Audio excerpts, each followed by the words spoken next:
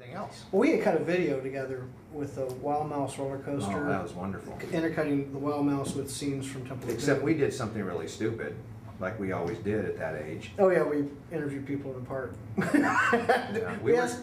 we were trying to convince management. It was an all-out desperation.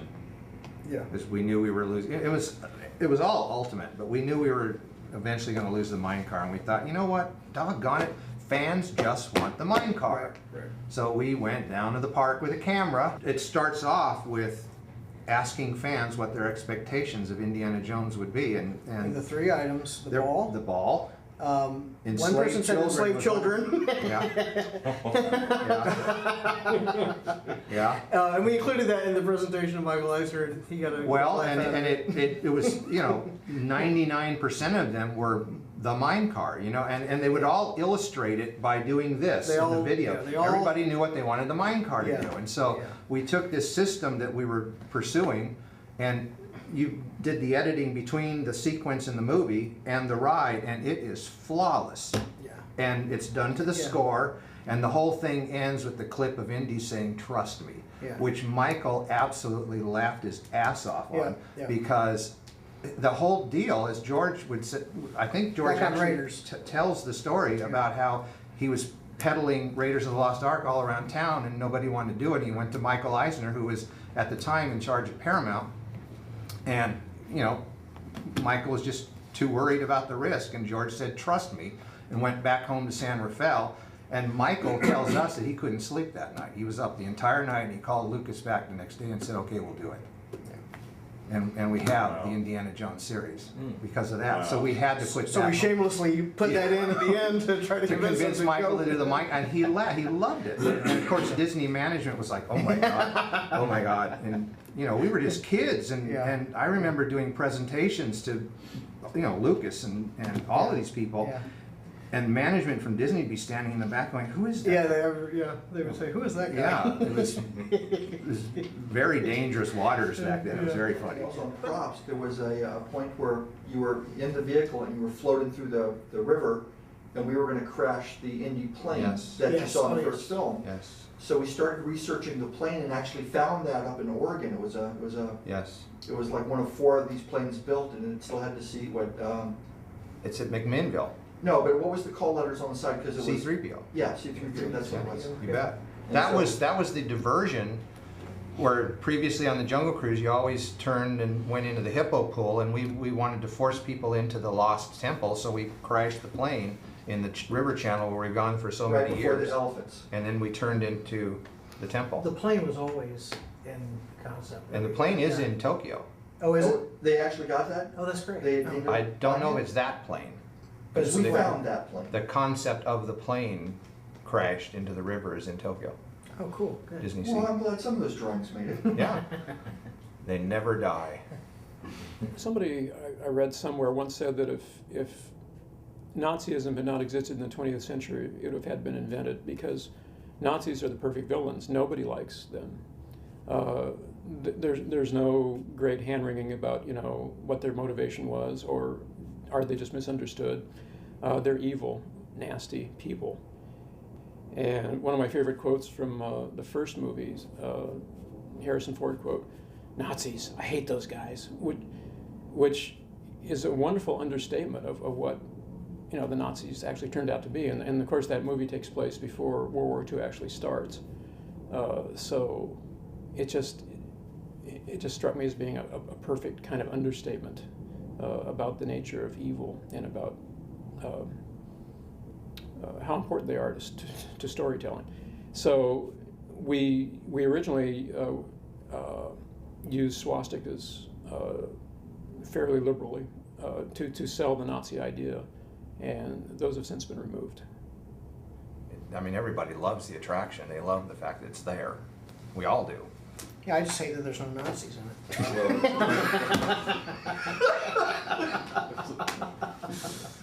My favorite effect on it was the tank. We had it goes back to we had an old argument. I wanted to put Nazis in the ride. I was one of the few people that wanted Nazis in the ride.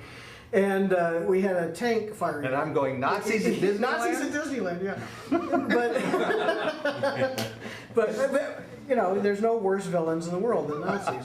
But come on, 2 of the 3 films, you were racing the Nazis. Don't get into this, Topper. So, but we had a tank firing on you, and the vehicle really reacted well to being shot at. So it's like we could really make it feel like you're being blasted off the road and stuff. So it was like, yeah. We also did Stuka attacks. Yeah. Stuka attacks, yeah. Yeah. And we had during the mock-up too, we had acetylene balloons explosions. And this was good because we had Michael Eisner, and he was being interviewed by Newsweek or Time, one of the magazines, and he decided he wanted to take the reporter on this ride with him.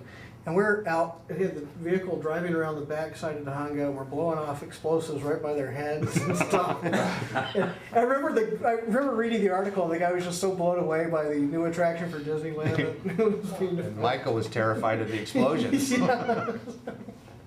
Back to what Topper said, it was just we were being true to the films, and so the Nazis figured so prominently in the films, and especially by the time we were doing this, the third film had come out.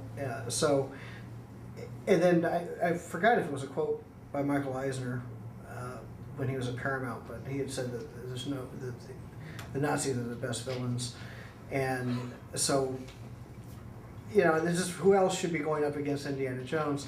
And we had so many used to be fights like over this It was every day and night. And it was the reason why is because we were doing the Young Indy Stunt Show, and we had the Nazis in the part in the stunt show, and our friend Dan Gluck had drawn incredible.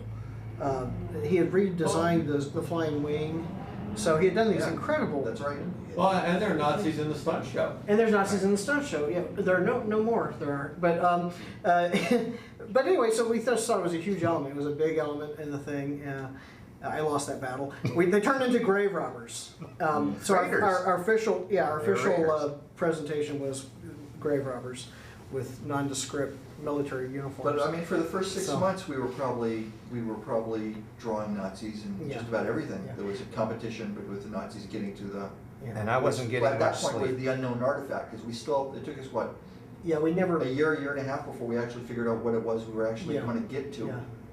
You know, the big prize. It's almost like the Tarantino thing where it doesn't really matter as long as it's a glowing light, you know, it's the object you're not going to get. It's a gumball rally. Yeah. Well, you'll love it that somebody years later came up to me and said, "What are you doing putting Nazis in Indiana Jones?" And it's like, I fought and fought and fought to not put Nazis in. Yeah, that makes me happy. Yeah, I bet it does. As long as you get the blame. Story, and he had it all And scored. Russell Broward did our sound effects Right. for us, and it was like. And then there were moments off the vehicle that we did lighting things and silly stuff that, you know, there was one, honest to gosh, one of the best things the vehicle did was actually fly. So we had this moment where you were floating around the Ark of the Covenant, and I think you need to tell this story because it was funnier than heck. We had actually built the Ark. We built a foam core Ark, and that was. Well, it was plywood. No, it was heavy. Oh. Yeah. We had a plywood Ark, and we were gonna. It was so awful. We were gonna pull it on strings With big lights in it. It was and like have light emanating out of it as you went around. This is before we went with the power glasses. of God. And I'm working underneath the thing, and I think Bob let go of the thing, and all of a sudden I start hearing this creaking sound above my head and got out of the way right as the Ark Crashes to the ground. Yeah, it was like So funny.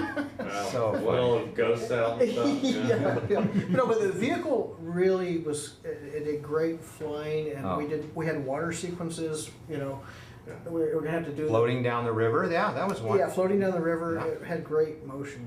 And that's what we were supposed to It do. was going down the steps. Valencia, there was a building, and Frank, again, you know more about this. It's the only building, 5,000 square feet. the only building high enough, wasn't it? Yeah, well, yeah, we wanted we had to build a full-scale test track, and because you know after the Tahunga experience, we needed to go vertical and stuff, and we needed to learn how to build this track. So we rented this big industrial building over by the Interstate 5 in Valencia. There was an industrial park that was fairly new there. Yeah. It was Brand new building. We were the first ones in. Yeah, and that one. Well, the other half of the building, they were storing some classic cars, if I remember. It was like a trucking warehouse. Where Yeah. But you needed 40-foot clear, Yeah, I think, and you know, space between the columns, and this was Right. the only one that we were able to find.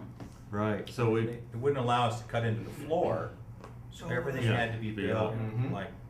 And our request was, Michael's request was a drop that equal to Pirates of the Caribbean. Right. So that was the only building you could do it in. Yeah. And we built some show elements around it.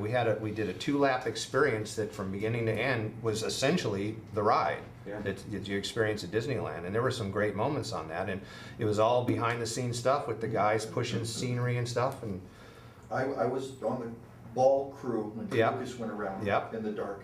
yeah. That was a great ride though. Oh, yeah. Oh, That yeah. was fun. It was Yeah. a great track, you know, there were a bunch of guys from EDL, or, no, TDL, Tokyo Disney, that came over. I guess they were seeing whether or not to put it in their park.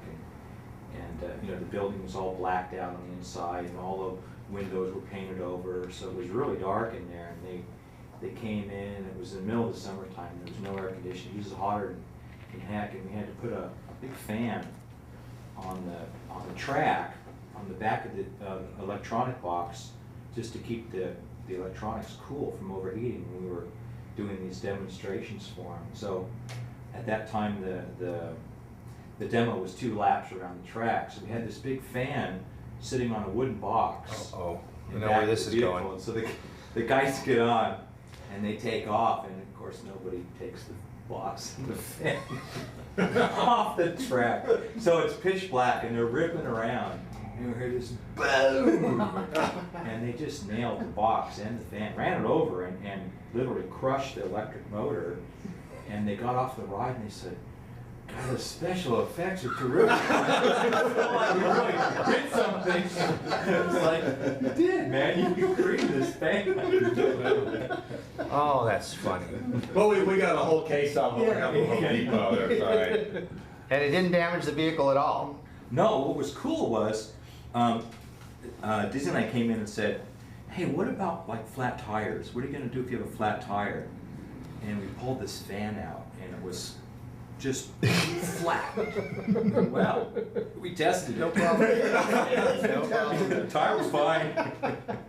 Out in Valencia, how fast was that car going, the vehicle? Because they slowed it down a lot for the park. Yeah, they de-scoped it a lot. Because I Oh, remember yeah. every time And you could get hurt. you go around the corners and their Yeah. glasses went flying, your hat went another Yeah. way. I mean, you were hanging on for dear life. On Well, we some- always used to put George in the rear right seat. We called it George's seat because that was the violent one. That was the, like, you know, this is the max that you're going to get out of this. Yeah. Yeah. That was the presentation seat. Sunglasses. Because all we were doing was going in a figure 8, but we Yeah. had a whole story put And we made it together. an audio show. And darn, that was a good one too. Yeah, it was really great, was yeah. until we hit the security guard one. Yeah, that's right. Well, he walked out in front of the Yeah. vehicle, yeah. But, You bet. It's not not easy. better than the fan did. Yeah. Let's see, guard, vehicle, who wins? And then we used that track for testing all the production vehicles before they went in the real attraction. And then you demoed it. So it's Yeah. gone. Yeah, it's gone. And then Frank did some safety testing with the mini bike at night. Yeah, yeah. And, Uh-oh. Going up the hill, popping Yeah. a wheelie. yeah, popped the wheelie going up the hill, couldn't hang on to it, and the mini bike went sailing off the top of the hill, and I was dragging behind it and had major road rash, and fortunately grabbed a pole that was on the side, and that kept me from falling over. my At the last second, Yeah, you know, he grabs the pole and the mini bike flies off. That was what, a 2-story drop? Yeah, Yeah. 2-story drop Yeah. onto the generator. yeah. And his secretary is standing there with her mouth open like this, and her camera, and she didn't get the shot. Oh, Yeah. oh, you're kidding. She didn't Okay, get the take shot. 2. This is our Frank. yeah. Frank Wygan. Would have been a great shot. Oh my gosh.